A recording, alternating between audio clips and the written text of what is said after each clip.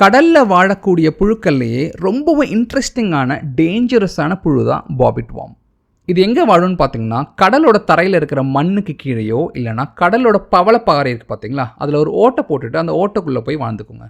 பெரிய பெரிய மீன் தொட்டியை வச்சுருக்கிறவங்க என்ன பண்ணுவாங்கன்னா, இந்த கடலில் இருக்கிற பவளப்பாறையை கொண்டு வந்து அவங்களோட மீன் தொட்டிக்குள்ளே வச்சுப்பாங்க. அது பார்க்குறதுக்கு ஒரு கடலோட என்விரான்மெண்ட் கொடுக்குற மாதிரி இருக்கணுங்கிறதுக்காக. இந்த மாதிரி ஒரு விஷயத்த பண்ணவர் தான் டான் அப்படிங்கிற யூஎஸில் கலிஃபோர்னியாவில் இருக்கிற ஒரு ஆள். கடல்லிருந்து ஒரு பவளப்பாறையை கொண்டு வந்திருக்காருங்க. ஒரு 40 கிலோ கல்லுங்க. அந்த கல்லை கொண்டு வந்து அவரோட மீன் தொட்டிக்குள்ளே வச்சுருக்காரு. இந்த கல்லில் இருக்கிற ஒரு சின்ன ஓட்டைக்குள்ளே தான் இந்த பாபிட் வார்ம் இருந்திருக்கு. இது அவருக்கு வருஷக்கணக்காக தெரியவே இல்லை. 1996 செட்டப் பண்ண இந்த மீன் தொட்டியை இப்போ வரைக்குமே டான் மெயின்டைன் பண்ணிட்டு தான் வந்துட்டுருக்காரு. 2009 ஒரு நாள் நைட்டு டான் இந்த மீன் தொட்டிக்கு பக்கத்தில் உட்காந்துட்டு உள்ளே இருக்கிற மீனை ரசிச்சுட்டே இருந்திருக்காரு. அப்போ தான் அந்த பவளைப்பாறைக்குள்ளேருந்து ஒரு சின்னதாக ஒரு புழு வெளியேவும் உள்ளேயும் போயிட்டு வந்துட்டு இருக்கிறத கவனிச்சிருக்காருங்க. 2009 இன்டர்நெட்டில் இருக்கிற இன்ஃபர்மேஷன் அவ்வளோ ஜாஸ்தியாக இல்லாததுனால பாபிட் வார்ம் பற்றின இன்ஃபர்மேஷன் அவருக்கு ஜாஸ்தியாக கிடைக்கலங்க. ஆனால் அவருக்கு ஒரு சில விஷயம் மட்டும் இன்டர்நெட்டில் தெரிய வந்து, பாபிட் வார்ம் மண்ணுக்கு கீழேயும் கல்லுக்கு கீழேயும் தான் ஒளிஞ்சிருக்கும். பாபிட் வார்ம் ரொம்ப வருஷங்கள் வாழக்கூடிய ஒரு புழுன்னும் இது சீக்கிரமாக வளரக்கூடிய ஒரு புழுன்னு அவர் கண்டுபிடிச்சிருக்காரு. அது மட்டும் இல்லாமல் இது பெருசாகவும் வளரும். கிட்டத்தட்ட 10 to 12 அடி நீளம் வரைக்கும் வளருங்க. இது ரொம்பவும் ஃபாஸ்ட்டாக மூவ் ஆகும். இதை சுற்றி இருக்கிற விஷயத்த இதை கொஞ்சம் கொஞ்சமாக அழிச்சிட்டு வருங்கிறதையும் அதை படிச்சிருக்காரு. இதெல்லாத்தையும் படிச்சுட்டு அவருக்கு பகீர்னு ஆயிடுச்சு. ஏன்னா அவர் கடல்லேருந்து இந்த கல்லை கொண்டு வந்து அவர் தொட்டியில் வச்ச வருஷம் 1999. 10 வருஷமாக இந்த புழு அவரோட மீன் தொட்டிக்குள்ளே தான் இருந்திருக்கு. அவர் இந்த பவளக்கல்லை கடல்லேருந்து கொண்டு வந்து மீன் தொட்டிக்குள்ளே வைக்கும் போது அந்த கல்லுக்குள்ளே இருந்த அந்த புழு ஒரு 15 சென்டிமீட்டர்லேருந்து ஒரு 20 சென்டிமீட்டர் வரைக்கும் தான் இருந்திருக்குங்க. ஆனால் 10 வருஷமாக இந்த புழு எவ்வளோ பெருசாக வளர்ந்துருக்குன்னே தெரியல. அது மட்டும் இல்லாமல் இந்த புழு சாப்பிட்றதுக்காக அதோட தலையை மட்டும்தான் வெளியே கொண்டு வருதே தவிர்த்து வேறு எப்பவுமே அது வெளியவே வர்றது கிடையாது. இது ஒரு நாக்டர்னல் ஸ்பீஷீஸ், அதாவது இருட்டாக இருக்கும் போது மட்டும்தான் வேட்டையாடி போய் சாப்பிடும். பகல் நேரத்தில் உள்ளே போய் தூங்கிட்டு இருக்கும், ஒளிஞ்சிக்கிட்டு இருக்கும். இதனால தான் 10 வருஷமாக டானுக்கு அவரோட மீன் தொட்டிக்குள்ளே இப்படி ஒரு புழு இருந்ததே தெரியவே இல்லை. ஒரு நாள் நைட்டு உட்காந்து மீன் தொட்டியோடைய அழகை ரசிக்கும் போது தான் அவருக்கு தெரிஞ்சிருக்கு. இந்த மீன் தொட்டிக்குள்ளே போட்ட பவளக்கல் அந்த தொட்டியோட ஈகோசிஸ்டமாகவே மாறிடுச்சுங்க. 40-45 கிலோவாக கொண்டு வந்து போட்ட கல் இப்போ 150 கிலோவாக வளர்ந்து நிற்கிது. இந்த மீன் தொட்டியை உடைக்காமல் இந்த கல் தூக்க முடியாதுங்க. அன்றைக்கி நைட்டெல்லாம் டான் உட்காந்து யோசிச்சதெல்லாம் ஒரே ஒரு விஷயம் தாங்க. இந்த மீன் தொட்டிக்குள்ளேருந்து இந்த கல்லை எடுக்காமலேயே, இந்த மீன் தொட்டி உள்ளே இருக்கிற மற்ற உயிரினத்துக்கு ஆபத்து வராமலேயே இந்த புழுவை எப்படி வெளியே எடுக்கலாங்கிறது தான். இந்த யோசனை அவரோட மைண்டில் ரொம்ப நேரமாக ஓடிட்டே இருக்கும் தான் அவரோட புக் ஷெல்ஃபில் இருக்கிற ஒரு புக்கு அவருக்கு ஞாபகம் வந்தது. புக்கு பேர் The Art of War. Sun Tzu அப்படிங்கிறவர் தான் இந்த புக்கை எழுதியிருக்காருங்க. இந்த புக்கில் ஒரு கோட் இருக்குங்க. அந்த கோட் என்னென்னா, keep your friends close and your enemies closer. நண்பர்களை பக்கத்தில் வச்சுக்கோங்க, எதிரிங்களை இன்னும் பக்கத்தில் வச்சுக்கோங்கிறது தான். இந்த டெக்னிக்கை தான் டான் அந்த புழுக்கிட்ட யூஸ் பண்ண ஆரம்பிச்சிருக்காரு. அடுத்த நாள் ராத்திரியிலிருந்து டான் மூழ்கிட்டே உட்காந்துட்டு இருந்திருக்காருங்க, எப்போ அந்த புழு வெளியே வரும்னு பார்க்கறதுக்காக. கரெக்டாக வெளியே வரும்போது ஒரு கம்பியில் ஒரு எறாவை மாட்டி உள்ளே விட்டுருக்காரு. அந்த புழு அந்த எறாவை சாப்பிடுங்கிறதுக்காக. இதை டெய்லி நைட் அவர் ரிப்பீட் பண்ணிகிட்டே இருந்திருக்காரு. ஸோ தட் இந்த புழு எப்போ கரெக்டாக வெளியே வரும், அந்த டைமில் நம்ம இறாவை வச்சோம்னா நம்ம கரெக்டாக அந்த இறாவை தான் அந்த புழு சாப்பிடும் அப்படின்னு அந்த புழுக்கு தெரியறதுக்காக இது பண்ணியிருக்காருங்க. ஒரு நாள் நைட்டும் டான் இதை பண்ணிகிட்டே இருக்கிறதுனால அந்த புழுக்கும் இந்த டைமில் நமக்கு சாப்பாடு கிடைக்க போகுதுன்னு அதுக்கு தெரிஞ்சிருச்சுங்க. கரெக்டாக இதே டைமில் அந்த புழு வெளியே வரும், டான் இறாவை உள்ளே வைப்பார், அந்த புழு அந்த இறாவை சாப்பிட்டுட்டு உள்ளே போயிடும். அந்த புழுவோட ட்ரஸ்ட்டை டான் ஏர்ன் பண்ணிட்டாரு. இப்போ அந்த புழு டானை கம்ப்ளீட்டாக நம்ப ஆரம்பிச்சிருச்சுங்க. இந்த டைமில் நம்மளுக்கு சாப்பாடு கிடைக்கும், நம்ம போய் சாப்பிடலாங்கிறது அந்த புழுக்கும் தெரிஞ்சிருச்சு, அது டானுக்கும் தெரிஞ்சிருச்சு. இங்கிருந்து தான் வார் ஆரம்பிக்குது. செம்பு கடல் உயிரினங்களுக்கு பாய்சன் மாதிரின்னு வச்சுக்கோங்களேன். இதுதான் அவர் ஃபஸ்ட்டு ட்ரை பண்ண மெத்தட். அடுத்த நாள் நைட் என்ன பண்ணியிருக்காரு, அந்த இறாலுக்குள்ளே காப்பர் துண்டு இருக்குது பார்த்தீங்களா, அரைச்சி அதை அந்த இறாலுக்குள்ளே இன்ஜெக்ட் பண்ணிவிட்டு இந்த இறாவை ஊட்டியிருக்காருங்க. கரெக்டாக அதே டைமுக்கு அந்த புழுவும் வெளியே வந்துச்சு, அந்த இறாலை சாப்பிட்டுட்டு உள்ளே போயிடுச்சு.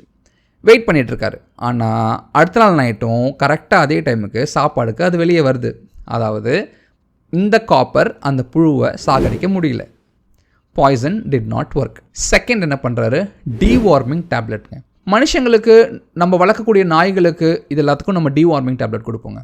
இது எப்படி வேலை செய்யும்னா, இந்த டேப்லெட் உடம்புக்குள்ளே போன உடனே இதுக்குள்ளே இருக்கிற கெமிக்கல் அந்த புழுவோட மசில்ஸை போய் பேரலைஸ் பண்ணிவிடும், சைடில் எடுக்க வச்சிடும். மசில்ஸ் எல்லாம் பேரலைஸ் ஆன உடனே அது சைடில் இருந்து போய் அப்படியே உரைச்சி போய் நின்றுடுங்க.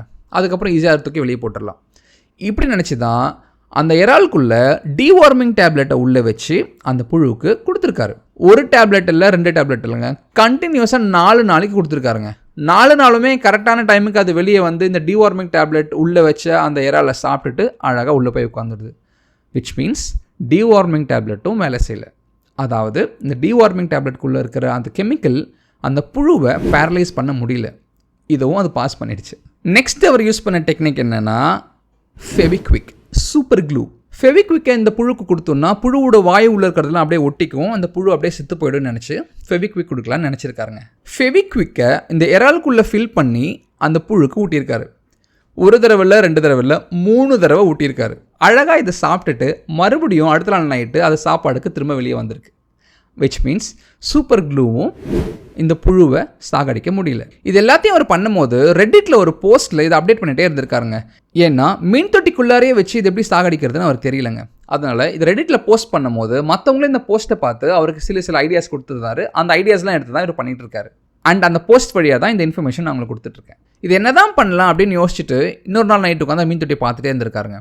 இவர் சாப்பாடு கொடுக்காமல் இருக்கவும் அது என்ன பண்ணியிருக்குன்னா அந்த பவளப்பாறை இருக்குது பார்த்தீங்களா, அதை கொறிச்சு சாப்பிட்டுக்கிட்டே இருந்திருக்கு. ஸோ இப்படி தான் பாபிட் வார்ம் இருக்கிற அந்த ஈகோசிஸ்டமை கொஞ்சம் கொஞ்சமாக இதை அழிச்சிட்டே வரும். சாப்பாடு கிடைக்கலன்னா இருக்கிறத சாப்பிட ஆரம்பிச்சிடும். திரும்ப அந்த ரெடிட் போஸ்ட்டுக்கு போய் இன்னொரு ஐடியா எடுத்துகிட்டு வந்தாருங்க.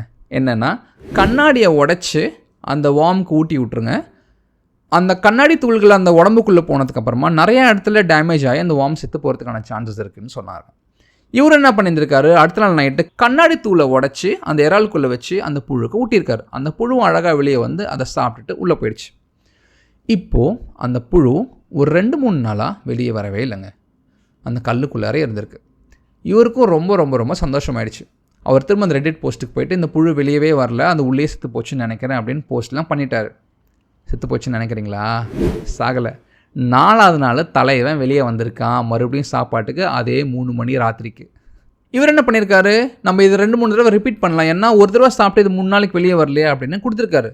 அடுத்த நாள் சாப்பிட்டுட்டு மறுபடியும் இன்னொரு நாள் வெளியே வந்திருக்கு. இதுலேருந்து என்ன தெரியுது, இந்த கண்ணாடி தூளால் இந்த வார்முக்கு எதுவும் ஆகாதுன்னு தெரியுது.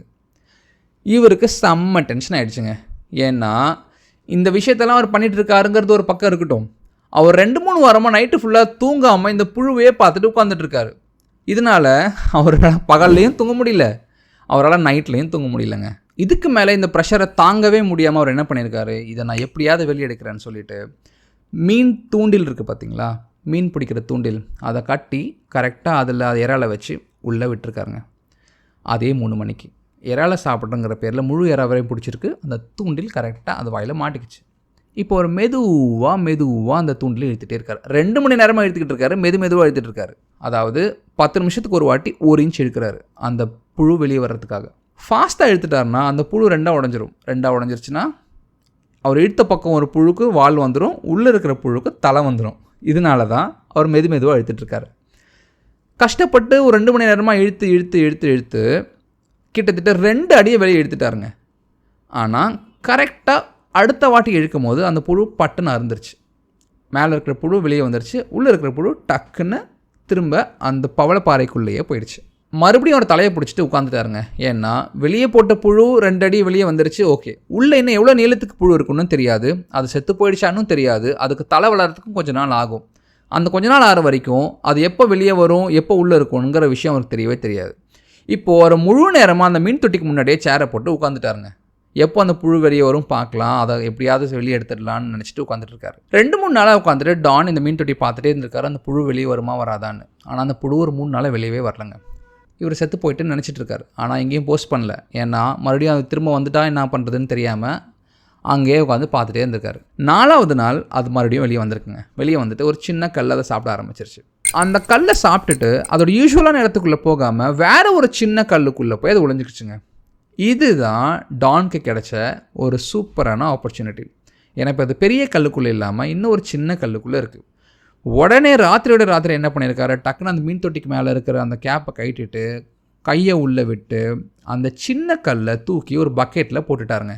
அந்த பக்கெட்டுக்குள்ளே ஒரு தண்ணியை ஊற்றிட்டு ராத்திரியாக அந்த பக்கெட்டை அவர் வண்டியில் வச்சுட்டு வீட்டில் இருக்கிற 4 கிலோமீட்டர் தள்ளி கொண்டு போய் வச்சு அந்த கல்லை எடுத்து வெளியே வச்சு அந்த கல்லை அடித்து அந்த கல்லை உடைச்சிருக்காரு.